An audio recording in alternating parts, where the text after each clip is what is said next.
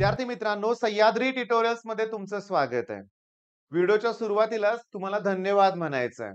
बरं, का धन्यवाद म्हणायचं आहे? की तुम्ही माझे व्हिडिओ बघताय म्हणून धन्यवाद म्हणायचं आहे? नाही, त्याचं कारणच वेगळं आहे.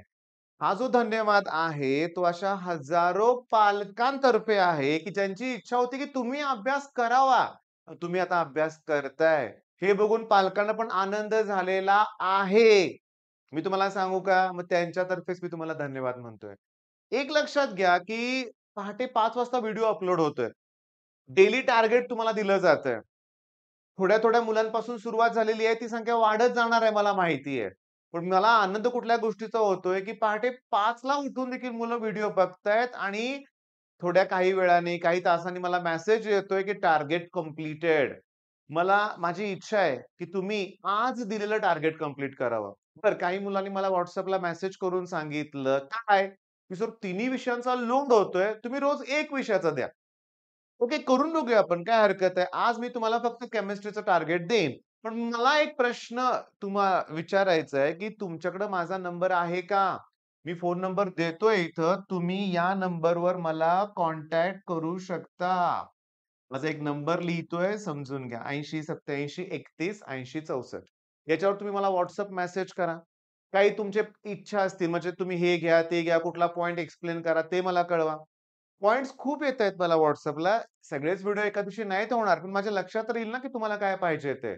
बरं चला, आजचं टार्गेट मी द्यायला सुरुवात करतोय. टार्गेट आहे केमिस्ट्री मधले डेरिव्हेशन्स. 8 ते 9 आहेत. Total derivation. Okay. Came first मध्ये सगळं आहे ना. त्यातले 4 आज आपल्याला घ्यायचे आहेत. किती? 4. लक्ष द्या. मी काय सांगतोय ते बघा. थोडंसं एक्सप्लेन करतो मी हां. इलेव्हेशन इन बॉइलिंग पॉइंट ही जे आहे ना, ते मोलॅलिटीला डायरेक्टली प्रोपोर्शनल असतं. फ्रॉम एक्सपेरिमेंट ते प्रूव्ह केलंय. आता या केसमध्ये मी प्रोपोर्शनलचं साइन काढून इक्वल टू घेतलं तर मला कॉन्स्टंट घ्यावा लागेल. तो आहे केबी. केबी म्हणजे कोण? Molal elevation constant. आता एक चूक जी मुलं करतात ती तुम्ही करायची नाही. कुठली सांगतो. डेरिव्हेशनचा अभ्यास करतोय आपण, पण मोलल इलेव्हेशन कॉन्स्टंटची डेफिनिशन तुम्हाला आली पाहिजे. त्याचं युनिट तुम्हाला आलं पाहिजे लक्षात घ्या. म्हणजे बघा, जर याची व्हॅल्यू मी 1 मोलल घेतली, 1 समजा याची व्हॅल्यू मी 1 मोलल घेतली. ऑब्व्हियसली ती मोलॅलिटी आहे, त्यामुळे युनिट मोलल येणार. ह्याची व्हॅल्यू 1 घेतली तर हे दोघं इक्वल येतील ना. मग मी डेफिनिशन तयार करतोय कशी ते बघा, की molal elevation constant can be defined as elevation in boiling point produced by 1 molal solution. झाली ना सोपी definition. Elevation in boiling point produced by 1 molar solution is known as Kb. Molar elevation constant किंवा एबिलिओस्कोपिक constant. तर लक्ष द्या मी काय सांगतोय ते, की पण जर मी मोलॅलिटी बद्दल अजून डिटेलमध्ये लिहिलं, तर मोलॅलिटी म्हणजे काय? Number of moles of solute divide by mass of solvent in KG. Okay, in KG. पण थांबा, केजी हा फॅक्टर नको असेल, तर 1000 घेऊन टाकूया आपण. ओके. ग्रॅममध्ये घेऊया ना. त्याला 1000 ने डिव्हाईड केलं की ते केजीमध्ये होणार आहे ना. आणि एन एन म्हणजे काय? Number of moles. फॉर्म्युला काय? Given mass upon molar mass. Okay. पण आता मला सांगा, हे आहे एलिव्हेशन इन बॉइलिंग पॉइंट आणि हे आहे मोलार मास. ऑब्टेन किंवा derive relationship between molar mass of a solute and elevation in boiling point. 2 मार्काचा प्रश्न आहे. 7 पेपर झालेत, काढून बघा. 4 ते 5 पेपरमध्ये तुम्हाला या टाइपचे प्रश्न दिसतील. या टाइपचे सांगतो. नीट लक्ष द्या. मी आता हे इरेज करून टाकतोय. मला या साइडला पाहिजे मोलार मास. त्याचं रिलेशन कुणाबरोबर? डेल्टा टीबी बरोबर. अजून प्रेशर इन फ्रीझिंग पॉइंट बरोबर. अजून ऑस्मोटिक प्रेशर आणि अजून कोण? P1 not minus P1 upon P1 not म्हणजेच कोण? Relative lowering of vapour pressure. आलं का लक्षात तुमच्या? हे 4 डेरिव्हेशन्स तुम्हाला आज करायचे आहेत. मी तुम्हाला सांगतो पुस्तकातच दिले ना व्यवस्थित. जसं मी सांगितलं तसंच दिलंय रे त्यांनी. ते असं टाइप करतात इकडं-तिकडं. हो. आणि मी डायरेक्ट लिहिलं ना मगाशी, की delta TB proportional to M. मग तुम्हाला लिहावं लागेल.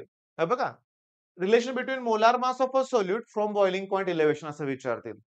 मग तुम्ही लिहायचं काय? Consider a dilute solution. Okay.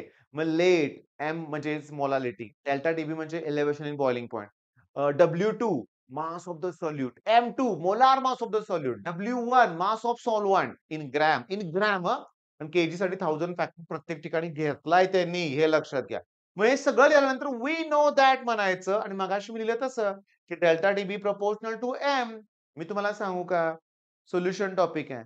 संघर्ष बॅचमध्ये आपण हे सगळे व्हिडिओ अपलोड केलेले आहेत. आता संघर्ष बॅचचं प्रमोशन करतोय. मी तुम्हाला सांगतो शेवटचा 1 मिनिट. कारण माझी इच्छा आहे ना, ती बेस्ट बॅच आहे बोर्डच्या प्रिपरेशनसाठी. फ्री कंटेंट आहे, तुम्ही बघा. ओके, नाही जमत, काही हरकत नाही. डेली टार्गेट देतोय तुम्हाला ते पण कंप्लीट करा. काही इश्यू नाहीये बरं का.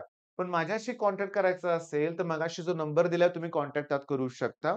ओके. बरं, किती वेळ झाला? 5 मिनिटाचाच व्हिडिओ झालेला आहे. 5 मिनिटात 4 डेरिव्हेशन कुठले करायचे आहेत तुम्हाला मी सांगितलंय.